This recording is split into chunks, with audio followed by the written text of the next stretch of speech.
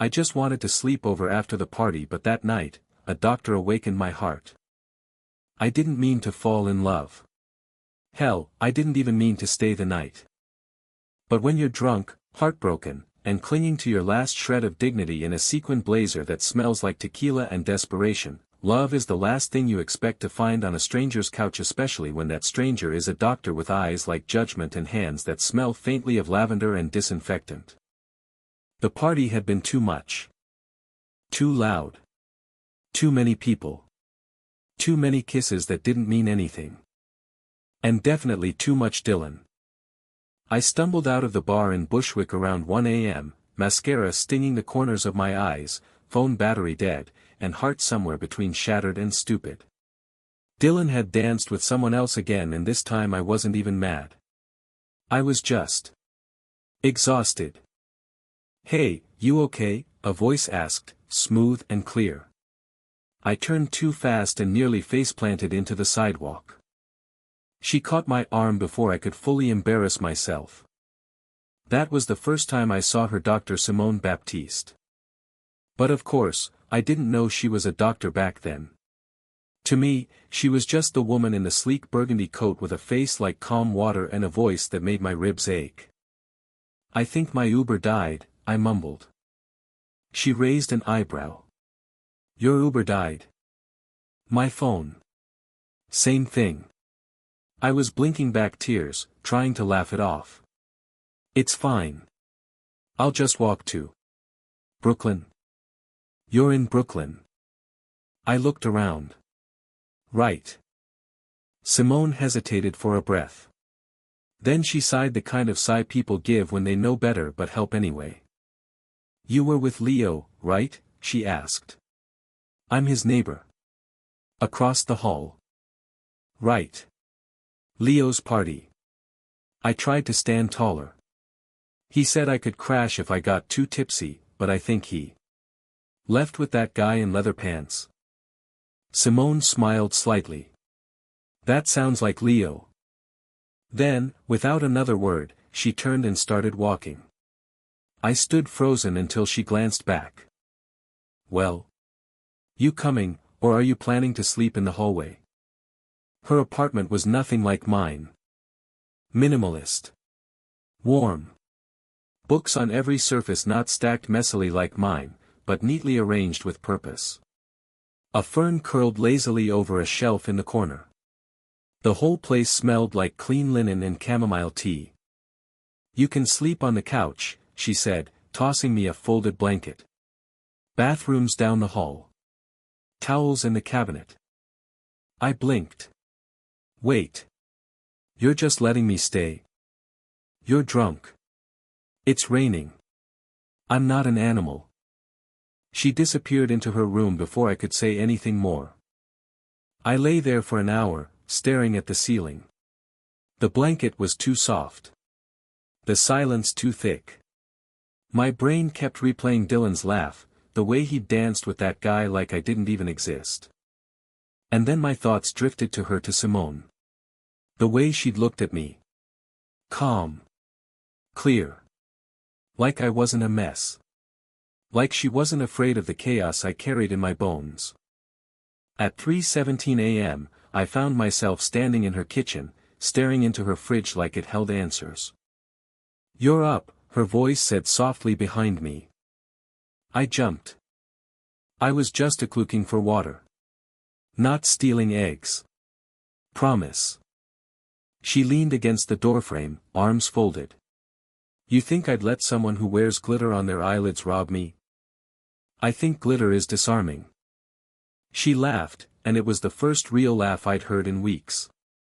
Something in my chest cracked. She handed me a glass of water. Our fingers touched. That's all. Nothing dramatic. Just fingers, warm against glass. But I swear to God, the ground shifted. We stayed up talking until sunrise. I told her about Dylan, my almost boyfriend. About being non-binary in a family that barely acknowledged my name, let alone my pronouns. About how I always felt like I was half too much, half never enough. She listened. Not like people do when they're waiting to speak, but like she was soaking in every broken bit of me without judgment. "I'm not used to people listening," I said quietly. "I'm not used to people telling the truth at 4 a.m., she replied. And when she smiled, I saw something I hadn't seen in years: hope. By the time sunlight dripped through the curtains, I knew her favorite tea. Her middle name. That she worked in the ER and played jazz piano when no one was home. She wasn't what I expected. And I definitely wasn't what she planned. But something passed between us in those quiet hours, not a promise, not yet. Just a recognition. A pull. And then, as if on cue, my stomach growled like it hadn't eaten since 2013. She stood, stretched, and said, "Pancakes." I blinked. "You're making pancakes? Don't sound so shocked. I'm a doctor. I save lives and flip batter." And just like that, the loneliness I'd been dragging like a shadow began to lift. Of course, nothing stays perfect. By Wednesday, the real world came back with a vengeance. I went home. Simone went back to her 12-hour shifts. And we didn't talk for 2 days. I told myself it didn't mean anything, that one night didn't change who I was or what I wanted. But I lied. Because suddenly, I was measuring everyone else by the way she made me feel. And no one came close. I tried not to text her. I swear I did. But Thursday night, after a brutal day at work and an awkward dinner with my mom where she referred to me as her daughter 3 times and then corrected herself to offspring, as if that made it better, I cracked. Me, 9:14 p.m., do doctors also treat pancake withdrawals? She didn't reply right away. I almost regretted it. But at 10:03 p.m., her response buzzed in like a secret I hadn't realized I needed to hear. "Simone, I have blueberries and almond flour. Come over." She was wearing glasses this time. No makeup. Her hair pulled back into a low puff. She looked soft, unshielded, and infinitely more dangerous. Because in that moment, I didn't want pancakes. I wanted to know what her skin felt like under tired 10 p.m. light. I wanted to ask what music she played when she cried. I wanted to lean in and "Sit," she said, breaking my train of thought. We ate pancakes on the floor this time, next to the record player. She put on Nina Simone and poured us wine. I told myself I could keep things casual, keep things cool. But she ruined that with one question. "What scares you the most?" I blinked, fork halfway to my mouth. "Excuse me?" She didn't flinch. "I mean, when you wake up at 2 a.m. and can't breathe, what's the thought behind that?" I stared at her. No one ever asked me questions like that. Not seriously. Not without some hidden agenda. I opened my mouth. Closed it. Then opened it again. Being invisible. Loving someone who doesn't love me back. Or worse, they love me, but not all of me. She nodded like she understood. Being loved in fragments. Exactly. Then she said, "I'm scared of needing someone who doesn't need me." Something about the way she said it, quiet but honest, cracked the air between us. And before I knew it, we weren't talking anymore. We were just looking. Her hand was on my knee. Mine covered hers. And then we kissed. It wasn't frantic. It wasn't a movie kiss with fireworks and jazz hands. It was slow. Intentional. A kiss that asked, "Are you sure?" and answered, "Yes." Her lips were warm, her breath steady. I felt myself falling, not in a cliched sense, but like I was letting go of something I'd clung to for years without realizing it. We didn't sleep together that night. At least, not like that. We curled into each other on the couch. My head on her chest. Her fingers tracing circles along my arm. And when I woke up in the morning, I felt like I belonged to something again. Not to her. Not yet. But to possibility. For a while, things were golden. I started seeing her once, sometimes twice a week. Always at her place. Always after her shifts. We'd eat late dinners and talk about everything: politics, her patients, my broken family, my art. I never asked for more. I didn't dare. Because I knew the rules.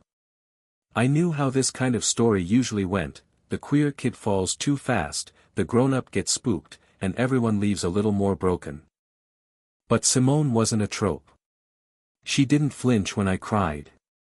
She didn't correct my pronouns. She never looked at me like I had to be anything other than exactly what I was. Still, there were lines I wasn't allowed to cross. She never invited me to the hospital. Never talked about her exes. And when I touched a framed photo on her bookshelf once of a younger version of her with another woman, she gently took it from my hand and changed the subject. I told myself it didn't matter. That what we had, whatever it was enough. Until it wasn't. It happened on a Sunday. We were supposed to meet for brunch. I waited at the cafe for 40 minutes before she texted. Simone, sorry. Emergency surgery. Can't make it. No apology. No promise to reschedule. Just distance. Cold. Something about it felt different. I tried to brush it off, but a week passed and I didn't hear from her. Then too, I spiraled. Maybe I came on too strong. Maybe she got bored. Maybe that photo on her shelf meant more than I thought. And then, one night, I did the one thing I promised I never would. I went to the hospital. I told the nurse at the ER front desk I was dropping off something for Dr. Baptiste. A lie, technically, unless you count the storm of emotion in my chest as a delivery. The nurse looked me over, glitter again, eyeliner smudged, anxiety oozing from my pores, and pointed down the hallway. She's in trauma too. But it's chaos tonight. Be quick. I walked through the double doors and saw her. Hair pinned up. Scrub stained with God knows what. Hands moving fast. Voice firm. She didn't see me, not yet. But I saw her. And I saw the woman beside her. The one from the photo. The one holding Simone's wrist while whispering something close. Intimate. And Simone. She smiled back. Not the polite, closed-mouth smile she gave strangers. But the one I'd only seen at 3 a.m., when we were half asleep and tangled. I felt something sharp bloom in my chest. I turned and left before she saw me. She called me that night. I saw you, she said. At the ER. Why didn't you say anything?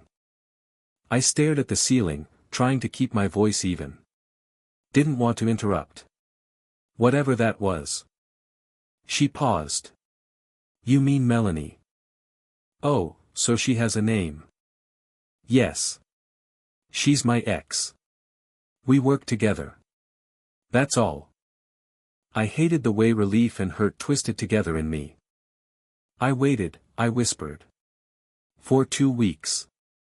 Nothing. I've been drowning, she said, voice tired. You don't understand what it's like. You're right, I snapped. I don't. I don't save lives. I don't have trauma too. But I showed up for you. Silence. Then, gently, I never asked you to. That broke something in me. Yeah, I said, choking back tears. That's the problem. I hung up. I didn't hear from her for weeks after that. I avoided the bars where we used to meet. I ignored Leo when he asked about her. I buried myself in art, in heartbreak songs, in every distraction I could find. But nothing worked. Because Simone wasn't just a crush. She was the first person who made me feel seen completely.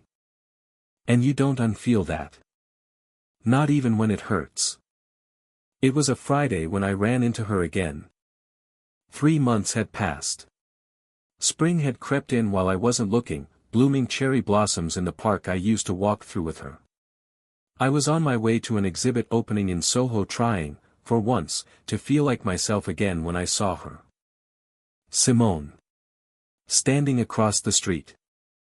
Holding a coffee. Wearing that same burgundy coat. And looking at me like she'd seen a ghost she used to love. I should have kept walking. Should have let the crowd take me. But I didn't. Our eyes locked. And without thinking, I crossed the street. She didn't move. Just stood there, lips parting slightly, like she had 1,000 things to say and no language that would fit them. "Hi," I said, breath catching in my throat. "Hi," she replied, voice hoarse. There was a pause. A whole story inside it. "You look," she started. "Tired?" I offered with a weak smile. I was going to say strong. But sure, tired works too. I laughed, surprised that I still could. That she still made me want to. We stood in silence for a beat, the city rushing around us. And then, softly, she asked, "Do you want to grab a coffee?" I hesitated. Every part of me screamed, "Don't fall again." But I nodded. "Yeah. Okay." We sat by the window of a quiet cafe on Prince Street. The same way we used to sit on her couch, knees touching, hearts pretending not to hope. "I've been thinking about you," she said, not looking up. "Have you?" I sipped my drink to hide my trembling lip. She nodded. "More than I should. I know I hurt you." "You did," I said flatly. "I panicked," she continued. "Things were getting real. Fast. And I've never been good with real." "You don't say." That made her smile. But it faded quickly. "I had to face things I hadn't dealt with," she said. "Melanie was part of it. But it wasn't about her. It was about me. About how I built this life where I was always in control, always saving people, never needing them. And I wasn't someone you could control. No. You were someone I could lose myself in." She finally looked up at me. Her eyes were tired, yes. But they were also clear. Open. I didn't know how to handle that. But I do now. I leaned back, heart pounding. "And what do you want from me, Simone? Closure? Forgiveness? Another chance?" She took a deep breath. "I want to start again. Not from scratch. From truth." I stared at her, hands clenched in my lap. "I don't know if I can trust you again." "That's okay," she said. "I'll earn it." We didn't get back together right away. She texted me once a week. Just small things. A photo of the bookstore I loved. A poem that reminded her of me. Sometimes a single word, "Thinking go for you." At first, I didn't reply. Then I started sending emojis. Then full words. And eventually, I sent this. "Me, okay. Dinner. 1 hour. Don't be late." She wasn't late.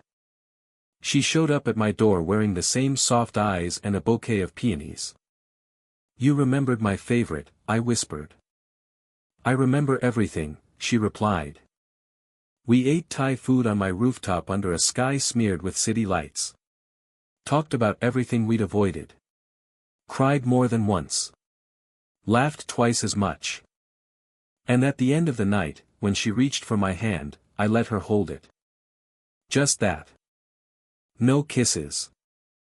No promises. Just presence. And somehow, it meant more than anything we'd done before. Over the next few weeks, we rebuilt. Brick by brick. Boundaries, honesty, space when we needed it. She invited me to the hospital once, not to show me off, but because she wanted me to see her world.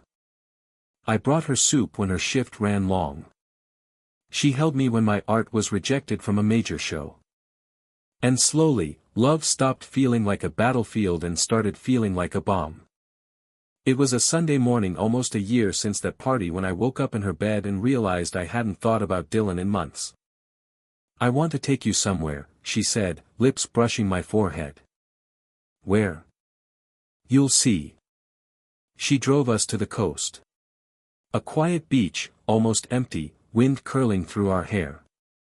"I used to come here with my dad," she said. "Before he passed." "I didn't know that," I said, gently. "I wanted you to," she replied. "Now I do." We sat on a blanket for hours, listening to the waves crash. Then, just as the sun began to dip, she turned to me and said, "I love you." No build-up. No fear. Just truth.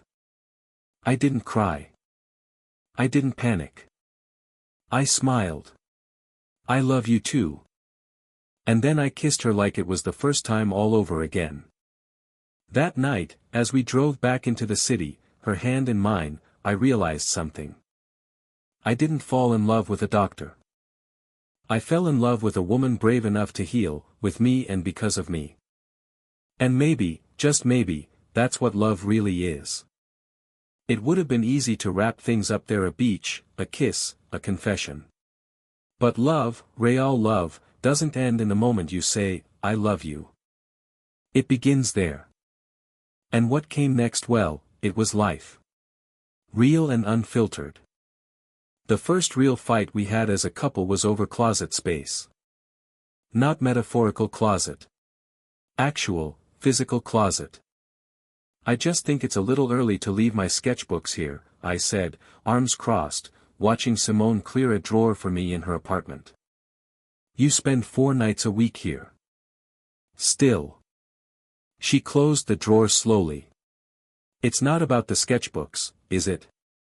"No," I admitted. "It's about me not knowing if this is temporary." Her face softened. "I don't love temporarily." I wanted to believe her. I was starting to. But trauma clings like smoke. And I was still learning how not to flinch when someone reached for me with kindness. So she let me come closer at my own pace. And in return, I stayed when things weren't pretty. Like the night she came home late from work and broke down in the hallway. "There was a child," she whispered. "OD. 9 years old. We couldn't bring her back." I didn't say anything. Just held her as she sobbed against my chest. And later, I sat with her on the bathroom floor while she brushed her teeth in silence, eyes hollow but present. That was love. Not romance. Not flowers or dates. But showing up in grief. We grew slowly, like 2 vines learning how to twist around each other without cutting off the sunlight. We still had awkward moments. Fights about dishes. About who forgot to buy oat milk. About how she sometimes shut down when things got hard. But always, we circled back. Talked it out. Chose each other again. And again. And again. 6 months into our official relationship, my art got accepted into a queer gallery in the West Village. The piece Simone inspired, "Awake at 3:17 a.m., was front and center. She came to opening night in a navy jumpsuit and gold earrings, standing back as I greeted visitors, let them cry in front of the canvas, let them feel what I had once felt on her couch. And when the room finally quieted, she came to me and whispered, "Thank you for surviving long enough to paint that." I kissed her right there, in front of everyone. Not because it was brave.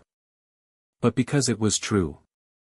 Not long after, my mother called. She said she wanted to visit.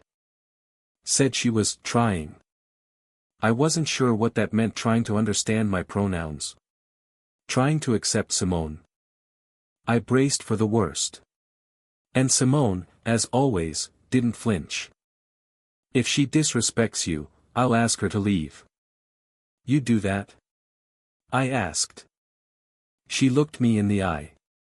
I love you. Fully. Loudly. No one gets to love you halfway in my house. It hit me then, in a way it hadn't before. I wasn't just staying the night anymore. I had a home in her. My mother came. She tried. Failed a few times. Stumbled over, and winced when we kissed in the kitchen. But she stayed. And by the end of the weekend, she said, I don't understand everything, but I can see that she makes you whole. I cried in the car after we dropped her at the airport. Simone held my hand the entire drive back. A year passed. Then 2. We got a cat named Clementine. Took up pottery together, which she was terrible at. Met each other's extended families.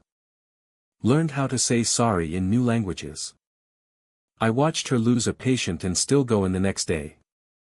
She watched me get rejected by a major grant and still finish a painting. One night, we got into a fight about finances, not huge, but heated. I stormed out, walked 2 blocks, then sat on a park bench for half an hour. When I came back, she was waiting at the door with tea. I don't care who's right, she said. I care that we come back. And that became our unspoken rule. Always come back. 2.5 years in, I proposed. Not with a ring, but with a painting. A giant canvas, abstract, chaotic, filled with every color I saw when I looked at her. She stared at it, confused at first. Then saw the words in tiny gold script along the bottom. Will you keep waking up beside me, forever? She said yes. And she cried. And I did too. Our wedding wasn't traditional. It was in Prospect Park, under fairy lights, with friends playing cello and spoken word in place of vows. Leo officiated with glitter on his face, of course. I wore a custom suit with sequins in the lining. She wore a white pantsuit and gold shoes that made her look like joy incarnate. When we kissed, the crowd erupted. Not because we were perfect. But because we were real. Flawed. Tender. Fearless in our choosing of each other. Years from now, someone will ask how we met. And I'll laugh. Maybe roll my eyes. I just wanted to crash after a party, I'll say. Didn't expect a woman with a medical degree and a heart that could rebuild my world. And maybe Simone, now my wife, still my best friend, will chime in. They were covered in glitter and heartbreak. And still, somehow, the bravest person I'd ever seen. We'll look at each other and smile. Not because it's easy. But because it's worth it. Because love, the real kind, doesn't always knock politely.